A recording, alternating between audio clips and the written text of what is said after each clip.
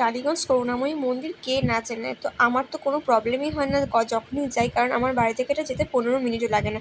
তো যাই হোক, আজকে ছিল স্যাটারডে, আর মা আর কাকিমা গত সপ্তাহে ব্রতারিণী পুজো দিতে গিয়ে শুনেছিল নাকি এভরি স্যাটারডে করে মন্দিরে 12 থেকে 1:30 পর্যন্ত নাকি বসিয়ে ভোগ বিতরণ করায়। তো আমার তো এটা ভীষণ ভালো লাগে। তো আমি মাকে বলেছিলাম যে তুমি ঘরে থাকলে থেকো, আমি স্যাটারডে করে চলে যাব মন্দিরে ভোগ নিতে।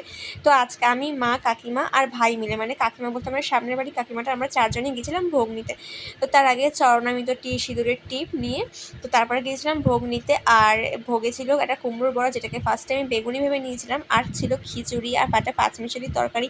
খিচুড়িটা তো শুধুই নেওয়া যাচ্ছিলো, মানে জাস্ট অসাধারণ অসাধারণ লাগছিল খিচুড়িটা। তো তারপরে চাটনি আর পায়েস দিই। তো চলো তোমাদের সাথে মন্দিরটা একটু ঘুরে দেখাই, মানে কি যে সুন্দর লাগছিল আজকে মন্দিরটা, তো দেখো।